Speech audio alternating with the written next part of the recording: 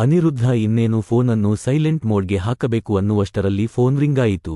Manasi phone ಮಾಡಿದ್ದಳು. ಆವತ್ತು ಸಾಯಂಕಾಲ ಯಾವುದೋ ಮದುವೆಗೆ ಹೋಗುವುದಿದೆ, ಬೇಗ ಬರುವುದಕ್ಕೆ ಹೇಳಿದ್ದಳು ಅನ್ನುವುದು ನೆನಪಾಯಿತು. ಯಾರ ಮದುವೆ ಅನ್ನುವುದು ಹೊಳೆಯಲಿಲ್ಲ.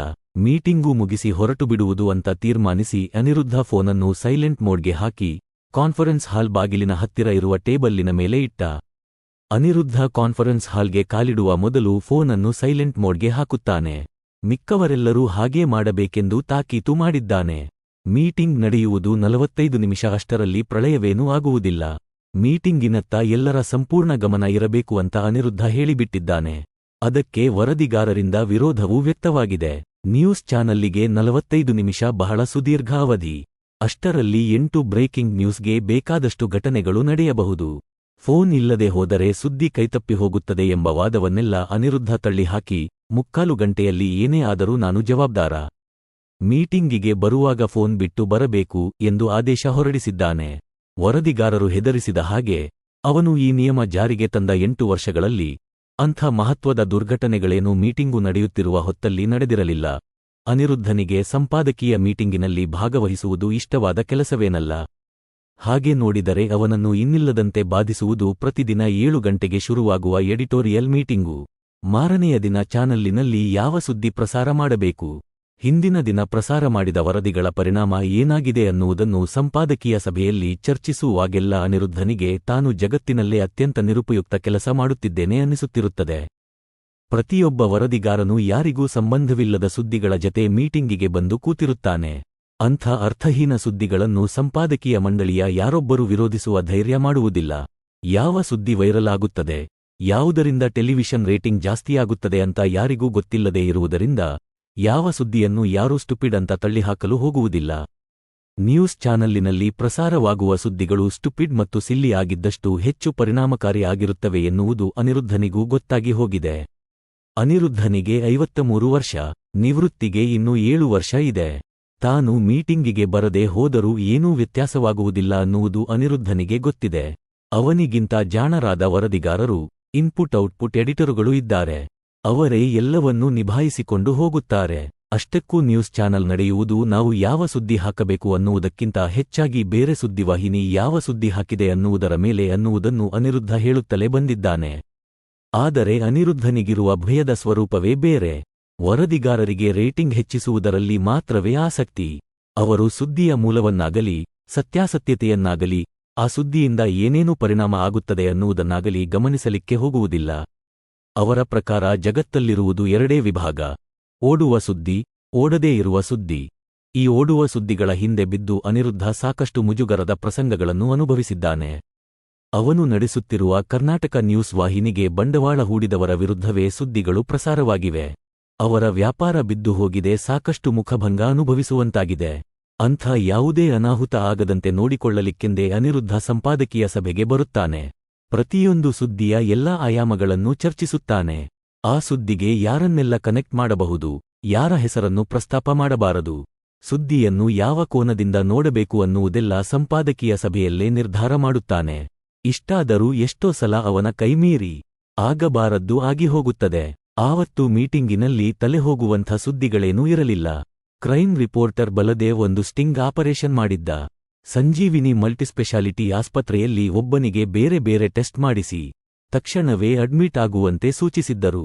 ಹೃದಯದ ತೊಂದರೆ ಇದೆ ಅಂತ ಹೇಳಿ 10 ಟೆಸ್ಟ್ ಮಾಡಿಸಿ 1.5 ಲಕ್ಷ ಬಿಲ್ಲು ಕೊಟ್ಟಿದ್ದರು. ಅದೇ ವ್ಯಕ್ತಿಯನ್ನು ಹಿಂದಿನ ದಿನವಷ್ಟೇ ಬೇರೊಂದು ಆಸ್ಪತ್ರೆಗೆ ಕರೆದೊಯ್ದು ಅವೇ ಟೆಸ್ಟುಗಳನ್ನು ಮಾಡಿಸಿ ಆತ ಆರೋಗ್ಯವಂತ ಎಂದು ಸಾಬೀತು ಮಾಡುವ ದಾಖಲೆಗಳನ್ನು ಬಲದೇವ ಇಟ್ಟುಕೊಂಡು ಸಂಜೀವಿನಿ ಆಸ್ಪತ್ರೆ ಹೇಗೆ ಸುಲಿಗೆ ಮಾಡುತ್ತಿದೆ ಎನ್ನುವುದನ್ನು ವರದಿ ಮಾಡಿದ್ದ. ಅದೊಂದು ಅತ್ಯುತ್ತಮ ಸ್ಟೋರಿ. ಮೆಡಿಕಲ್ ಸಿಸ್ಟಮ್ಮಿನ ಮೇಲೆ ಜನರಿಗೆ ಸಿಟ್ಟಿದೆ. ಮಲ್ಟಿಸ್ಪೆಷಾಲಿಟಿ ಆಸ್ಪತ್ರೆಗಳು ಸುಲಿಗೆ ಮಾಡುತ್ತಿರುವ ಬಗ್ಗೆ ಏನೇ ಸ್ಟೋರಿ ಮಾಡಿದರೂ ಜನ ನೋಡುತ್ತಾರೆ ಅಂತ ಇನ್ಪುಟ್ ಎಡಿಟರ್ ಸುದರ್ಶನ್ ಆ ವರದಿಗೆ ಮೆಚ್ಚುಗೆ ಸೂಚಿಸಿದ. ಅವರು ಹೇಳಿದ್ದರಲ್ಲಿ ನಿಜವಿತ್ತು. ಆಸ್ಪತ್ರೆಗಳ ವಿರುದ್ಧ ಮಾಡಿದ ಸುದ್ದಿಗಳನ್ನು ಕರ್ನಾಟಕ ನ್ಯೂಸ್ನ ಯೂಟ್ಯೂಬ್ ಚಾನಲ್ಲಿನಲ್ಲಿ ಕೋಟ್ಯಂತರ ಮಂದಿ ವೀಕ್ಷಿಸಿದ್ದರು. ಅವುಗಳಿಗೆ ಒಳ್ಳೆಯ ರೇಟಿಂಗ್ ಕೂಡ ಬಂದಿತ್ತು. ಹಾಗಿದ್ದರೂ ಆ ಸುದ್ದಿಯನ್ನು ಹಾಕುವುದೋ ಬೇಡವೋ ಅಂತ ಅನಿರುದ್ಧನಿಗೆ ಅನುಮಾನವಾಯಿತು. ಸಂಜೀವಿನಿ ಆಸ್ಪತ್ರೆಯ ಬಗ್ಗೆ ಅವನಿಗೆ ಯಾವ ಮಾಹಿತಿಯೂ ಇರಲಿಲ್ಲ. ಆದರೆ ಪ್ರತಿಯೊಂದು ಸುದ್ದಿಯ ಹಿಂದೆಯೂ ಕಾಣದ ಅಜೆಂಡಾ ಕೆಲಸ ಮಾಡುತ್ತಿರುತ್ತದೆ. ಶುದ್ಧ ಸುದ್ದಿ ಎನ್ನುವುದೇ ಈ ಜಗತ್ತಿನಲ್ಲಿಲ್ಲ. ಯಾರಾದರೂ ಮತ್ತೊಬ್ಬರಿಗೆ ಏನಾದರೂ ಹೇಳುತ್ತಾರೆ ಅಂದರೆ ಅದರಿಂದ ಯಾರೋ ಒಬ್ಬರಿಗೆ ಲಾಭ ಆಗಿಯೇ ಆಗುತ್ತದೆ. ಪ್ರತಿಯೊಂದು ಮಾಹಿತಿಗೂ ಬೆಲೆ ಇರುತ್ತದೆ, ಅದರಲ್ಲೂ ಸುಳ್ಳು ಮಾಹಿತಿಗೆ. ನೆಗೆಟಿವ್ ನ್ಯೂಸುಗಳ ಬೆಲೆ ಇನ್ನೂ ಹೆಚ್ಚು ಅನ್ನುವುದು ಅನಿರುದ್ಧನಿಗೆ ಗೊತ್ತಿತ್ತು. ಸಂಜೀವಿನಿ ಆಸ್ಪತ್ರೆಯ ಆಸುಪಾಸಿನಲ್ಲಿ ಮತ್ತೊಂದು ಆಸ್ಪತ್ರೆ ತಲೆ ಎತ್ತಿರಬಹುದು. ಅವರೇ ಈ ಸುದ್ದಿ ಪ್ರಸಾರ ಮಾಡುವಂತೆ ಒತ್ತಾಯ ಮಾಡಿರಬಹುದು. ಅದಕ್ಕೆ ಬೇಕಾದ ಅನುಕೂಲಗಳನ್ನೆಲ್ಲ ಅವರೇ ಮಾಡಿಕೊಟ್ಟಿರಬಹುದು. ವರದಿಗಾರನಿಗೆ ಕಪ್ಪ ಕಾಣಿಕೆಯೂ ಸಂದಾಯ ಆಗಿರಬಹುದು. ತನ್ನನ್ನು ಹೊಗಳಿಕೊಳ್ಳುವುದು ಮತ್ತು ಸ್ಪರ್ಧಿಯನ್ನು ತೆಗಳುವುದು ಎರಡೂ ವ್ಯಾಪಾರದಲ್ಲಿ ಅಪರಾಧ ಏನಲ್ಲ. ಆದರೆ ಅದಕ್ಕೆ ತನ್ನನ್ನು ತಾನು ನಡೆಸುತ್ತಿರುವ ನ್ಯೂಸ್ ಚಾನಲನ್ನು ಬಳಸಿಕೊಳ್ಳುವುದಕ್ಕೆ ಅವಕಾಶ ಕೊಡಬಾರದು ಅಂತ ನಿರ್ಧರಿಸಿ ಅನಿರುದ್ಧ ಸಂಜೀವಿನಿ ಮಲ್ಟಿಸ್ಪೆಷಾಲಿಟಿ ಆಸ್ಪತ್ರೆಯ ಸುದ್ದಿಯನ್ನು 2 ದಿನ ಹೋಲ್ಡ್ ಮಾಡೋಣ ಅಂದ. ಬಲದೇವನಿಗೆ ಸಿಟ್ಟು ಬಂದಿರಬೇಕು. ಅವನು ಕುದಿಯುವ ಕಣ್ಣಲ್ಲಿ ಸುದರ್ಶನನತ್ತ ನೋಡಿದ. ಈ ಸುದ್ದಿಯ ಲಾಭದಲ್ಲಿ ಸುದರ್ಶನನಿಗೂ ಪಾಲಿರಬಹುದು ಅಂತ ಅನಿರುದ್ಧನಿಗೆ ಅನುಮಾನವಾಯಿತು. ವರದಿಗಾರನು ಇನ್ಪುಟ್ ಸಂಪಾದಕನು ಒಂದಾಗಿ ಬಿಟ್ಟರೆ ನ್ಯೂಸ್ ಚಾನಲನ್ನೇ ಆಳಬಹುದು ಅನ್ನುವುದು ಸುದ್ದಿವಾಹಿನಿ ಸೇರಿ ದವರಿಗೆ 6 ತಿಂಗಳಿಗೆ ಗೊತ್ತಾಗಿಬಿಡುತ್ತದೆ. ಅದು ಎಲ್ಲರಿಗೂ ಗೊತ್ತಿರುವುದರಿಂದ ಯಾರೂ ಕೂಡ ಅಂಥ ಅಪವಿತ್ರ ಮೈತ್ರಿಗೆ ಮನಸ್ಸು ಮಾಡುವುದಿಲ್ಲ. ಆದರೂ ಕೆಲವೊಮ್ಮೆ ಎಲ್ಲರ ನಿರೀಕ್ಷೆಗಳನ್ನು ಸುಳ್ಳು ಮಾಡುವಂತೆ ಕೆಲವರು ಒಂದಾಗಿ ಬಿಡುತ್ತಾರೆ ಅನ್ನುವುದನ್ನು ಕಂಡಿದ್ದ ಅನಿರುದ್ಧ ಮೌನವಾಗಿ ಅವರಿಬ್ಬರನ್ನೂ ಗಮನಿಸಿದ. ಬಲದೇವನ ನೋಟ ತನ್ನತ್ತ ಹರಿದದ್ದೇ ತಡ.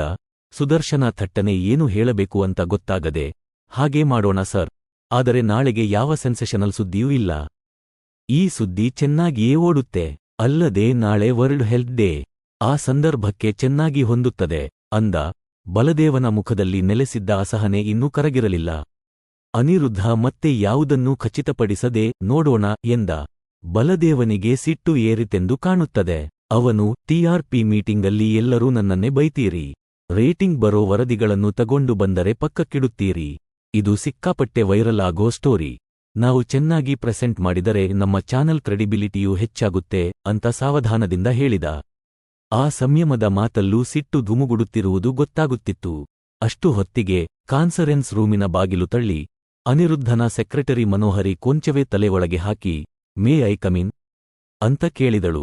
ಅವಳು ಮೀಟಿಂಗಿನ ನಡುವೆ ಬಂದಿದ್ದಾಳೆ ಎಂದರೆ ಬಹಳ ಮಹತ್ವದ ಸುದ್ದಿಯೇ ಇರಬೇಕು ಅಂದುಕೊಂಡು ಅನಿರುದ್ಧ ಅವಳನ್ನು ಕಣ್ಣಲ್ಲೇ ಒಳಗೆ ಕರೆದ. ಮನೋಹರಿ ಒಳಗೆ ಕಾಲಿಡುತ್ತಾ, ನಿಮಗೊಂದು ಎಮರ್ಜೆನ್ಸಿ ಇದೆ, ನಿಮ್ಮ ಮನೆಯಿಂದ ಫೋನ್ ಮಾಡಿದ್ದರು, ತುಂಬಾ ಅವಸರದ ವಿಷಯ ಆಗಿದ್ದರಿಂದ ಡಿಸ್ಟರ್ಬ್ ಮಾಡಿದೆ ಅಂದಳು. ಅನಿರುದ್ಧ ಹೇಳು ಎಂಬಂತೆ ಅವಳ ಮುಖ ನೋಡಿದ. ಅವಳು ಬನ್ನಿ ಸರ್ ಹೇಳ್ತೀನಿ ಅಂತ ಅನಿರುದ್ಧನನ್ನು ಕರೆದಳು. ಅನಿರುದ್ಧ 1 ನಿಮಿಷ ಬಂದೆ ಅಂತ ಎದ್ದು ಹೊರಗೆ ಬಂದ. ಅನಿರುದ್ಧನನ್ನು ಸಂಪರ್ಕಿಸಲು ಸಾಧ್ಯವಾಗದೆ ಮಾನಸಿ ಆಫೀಸಿಗೆ ಫೋನ್ ಮಾಡಿದ್ದಳು. ಮನೋಹರಿಯ ಹತ್ತಿರ ವಿಷಯ ಹಂಚಿಕೊಂಡಿದ್ದಳು. ಅದನ್ನು ಮನೋಹರಿ ಸ್ಪಷ್ಟ ಮಾತುಗಳಲ್ಲಿ ಹೇಳಿದಳು. ನಿಮ್ಮ ತಂದೆಯವರು ನಿನ್ನೆ ಬೆಳಗ್ಗೆಯಿಂದ ಮನೆಗೆ ಬಂದಿಲ್ಲವಂತೆ. ಅವರ ಮನೆಯಲ್ಲಿ ಕೆಲಸ ಮಾಡುವ ನೀಲ ಇದನ್ನು ಮೇಡಂಗೆ ಫೋನ್ ಮಾಡಿ ಹೇಳಿದರಂತೆ. ಮೇಡಂ ಸಹಕಾರ ನಗರಕ್ಕೆ ಹೋಗಿ ನೋಡಿದರೆ ಮನೆಗೆ ಬೀಗ ಹಾಕಿತ್ತಂತೆ. ಇವತ್ತಿನ ಪೇಪರ್ ಮತ್ತು ಹಾಲಿನ ಪ್ಯಾಕೆಟ್ಟು ಗೇಟಿನ ಚೀಲದಲ್ಲೇ ಇದ್ದುವಂತೆ. ಮನೆ ಮುಂದಿನ ಗಾರ್ಡನ್ನಿಗೂ ನಿನ್ನೆಯಿಂದ ನೀರು ಹಾಕಿಲ್ಲ ಅನ್ನುವುದು ಬಾಡಿದ ಗಿಡಗಳನ್ನು ನೋಡಿ ಗೊತ್ತಾ. ಮಾನಸಿ ಮೇಡಂ ಗಾಬರಿಯಾಗಿದ್ದಾರೆ. ನೀವು ತಕ್ಷಣ ಹೋಗಬೇಕಂತೆ. ಮಾನಸಿ ಈಗೆಲ್ಲಿದ್ದಾಳೆ? ಸಹಕಾರ ನಗರದ ನಿಮ್ಮ ತಂದೆಯವರ ಮನೆಯಲ್ಲೇ ಇದ್ದಾರಂತೆ. ನೀವು ಹೋಗೋ ತನಕ ಅಲ್ಲೇ ಇರ್ತಾರಂತೆ.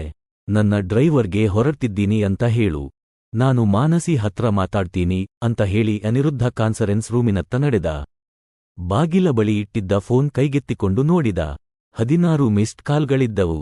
ಅಷ್ಟನ್ನೂ ಮಾನಸಿಯೇ ಮಾಡಿದ್ದಳು.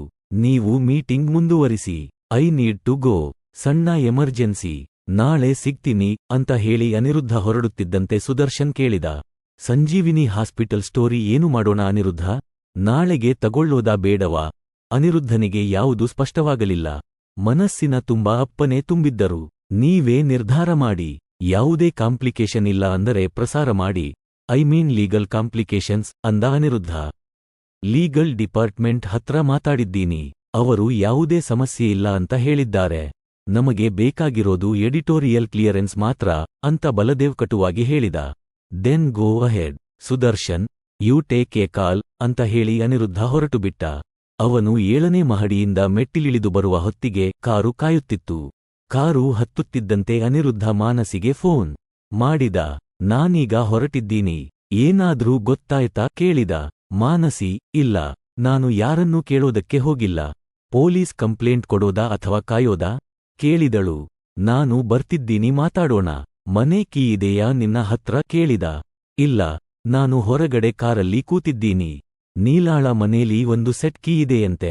ಅಪ್ಪ ಮನೇಲಿಲ್ಲದೆ ಇದ್ದಾಗ ಬಂದು ಮನೆ ಕ್ಲೀನ್ ಮಾಡೋದಕ್ಕೆ ಅಂತ ಕೊಟ್ಟಿದ್ದರಂತೆ. ಅದನ್ನು ಬಳಸೋ ಅವಕಾಶವೇ ಬರಲಿಲ್ಲ ಅಂತ ಅವಳು ಅದನ್ನು ಮನೇಲೇ ಇಟ್ಟಿದ್ದಳಂತೆ. ಹುಡುಕಿ ತರ್ತೀನಿ ಅಂತ ಹೋಗಿದ್ದಾಳೆ. ನಾನೂ ಅವಳಿಗೋಸ್ಕರವೇ ಕಾಯ್ತಿದ್ದೀನಿ ಅಂತ ಮಾನಸಿ ಒಂದೇ ಉಸಿರಲ್ಲಿ ವರದಿಯೊಪ್ಪಿಸಿದಳು. ಹೊರಟಿದ್ದೀನಿ, ಅರ್ಧ ಗಂಟೇಲಿ ಬಂದು ಬಿಡ್ತೀನಿ, ನೀನು ಕಾರಲ್ಲೇ ಕೂತಿರು, ಮನೆ ಬಾಗಿಲು ತೆಗೆಯೋದಕ್ಕೆ ಹೋಗಬೇಡ ಅಂತ ಹೇಳಿ ಅನಿರುದ್ಧ ಸೀಟನ್ನು ಕೊಂಚ ಹಿಂದಕ್ಕೆ ವಾಲಿಸಿ ಕಣ್ಮುಚ್ಚಿದ.